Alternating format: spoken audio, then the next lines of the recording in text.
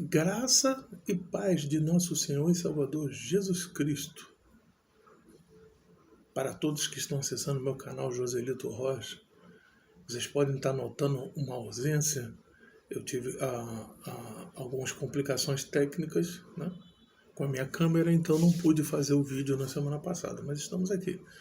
E a mesma mensagem que eu não pude transmitir semana passada para a igreja aonde eu faço essa live toda quarta-feira, vou trazer para cá. Então, se você está aí acessando meu canal, se não inscreveu, se inscreva, dê likes, compartilhe, faça comentários e ajude esse trabalho, o algoritmo do YouTube, movimentar esse trabalho. O objetivo desse trabalho é pregar o evangelho da graça a toda a criatura. Amém?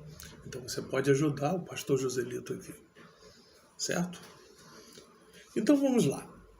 A palavra que eu tenho hoje é: quem nos separará do amor de Deus em Cristo Jesus? Texto base, Romanos 8, do 31 ao 39. Mas antes de nós lermos o texto, ainda temos um certo tempo aqui para fazer a reflexão. A mensagem não tem que dar muita explicação, ela é autossugestiva, ela é autoexplicativa.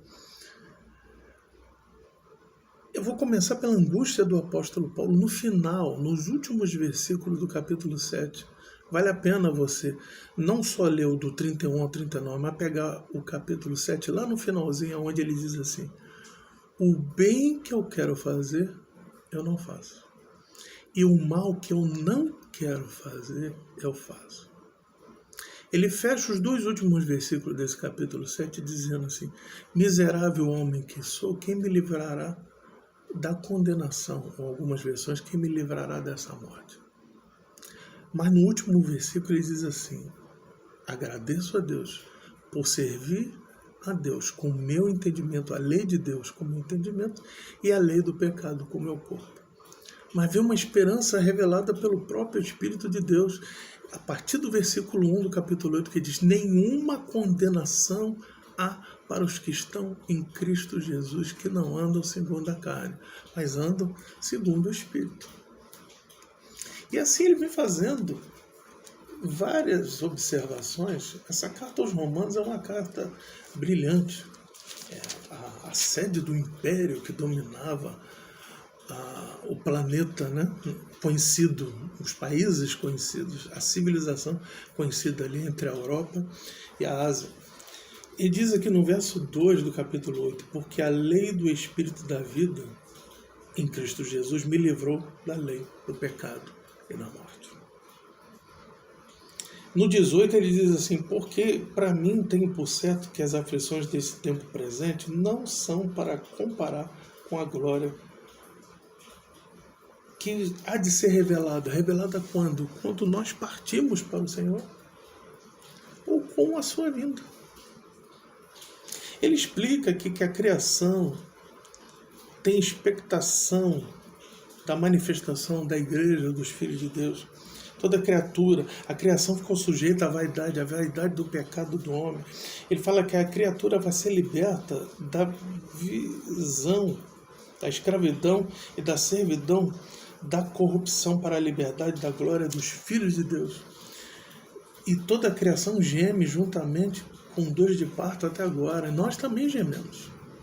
Mas ele diz nesse texto aqui no 26 que o Espírito de Deus intercede por nós com gemidos inexprimíveis, porque nós não sabemos nem orar como convém.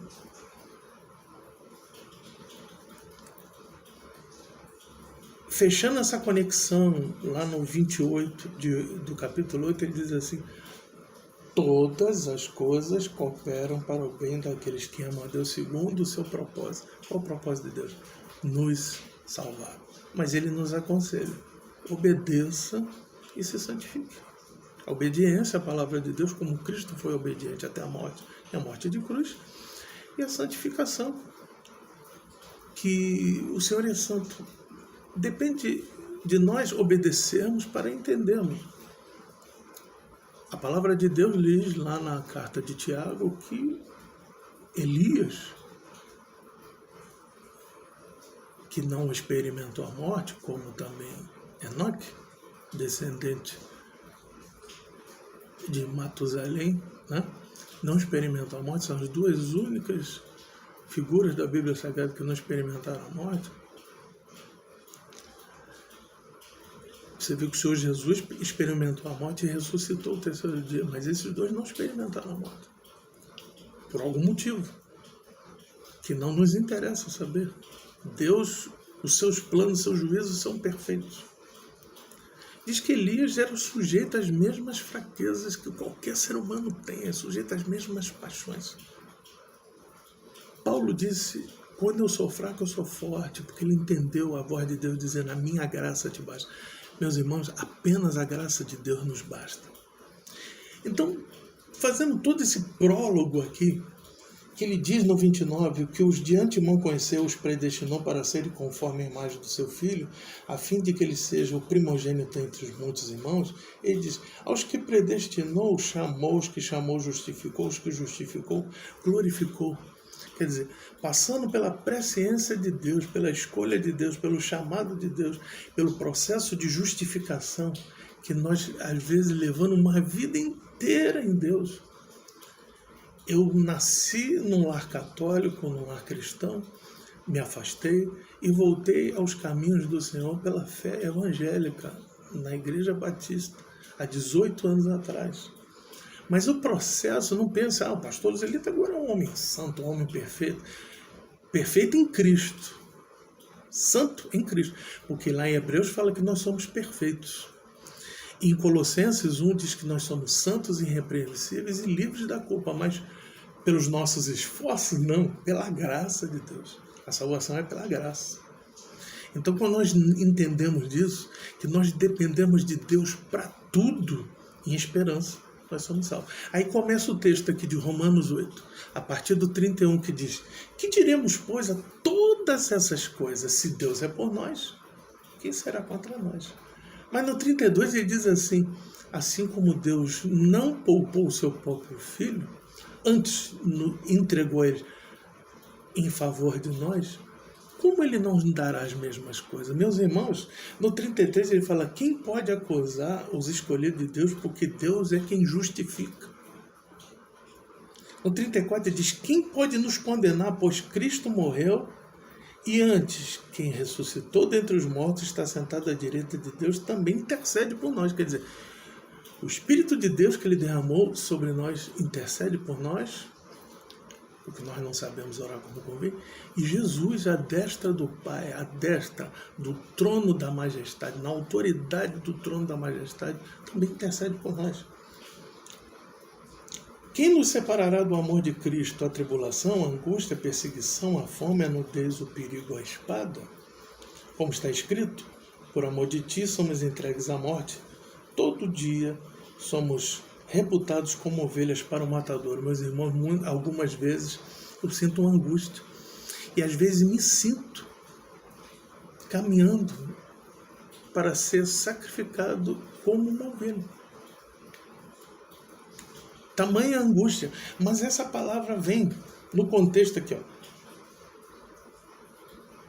Mas em todas essas coisas nós somos mais do que vencedores por aquele que nos amou. O que é ser vencedor acima de todas as coisas? É ser salvo e não ter feito nada para isso. Quem fez tudo foi Deus, que enviou o seu Filho amado, que nos deu ele, para todo que nele crê, não pereça, mas tenha a vida eterna. E ainda diz assim, no 38 e 39, que são dos versículos mais lindos e esperançosos da Bíblia Sagrada. Porque estou certo de que nem a morte, nem a vida, nem anjos, nem principados e nem potestades, e nem o presente e nem o porvir, quer dizer, o futuro, nem altura, nem profundidade, nem alguma outra criatura nos poderá separar do amor de Deus que está em Cristo Jesus, nosso Senhor. Que palavra abençoada é essa? Ele diz que nem a vida, nem a morte, nem o tempo presente, nem o futuro, nem anjo, nem principado, nem potestade, nenhuma criatura pode nos separar do amor de Deus que está em Cristo Jesus. Por isso que é o texto dessa é o tema dessa mensagem, com o texto base de Romanos, capítulo 8, versículo do 31 ao 39. Mas eu aconselho a vocês lerem o final do capítulo 7, capítulo 7, do 15 até o 25, e todo o capítulo 8, para nós entendermos que quem nos separará do amor de Deus em Cristo Jesus? Nada pode. Que essa palavra tenha confortado o teu coração. E você que já é inscrito, dê like, compartilhe, comente. Se você não for inscrito, se inscreva, dê likes, compartilhe, comente e ajude o pastor a propagar o evangelho da graça a toda criatura. Seja instrumento de Deus também. Deixa Deus te usar. Compartilhe com quem você quiser, aquele que você sentir no teu coração. Amém? Que Deus abençoe a tua vida e até semana que vem, se assim Deus permitir.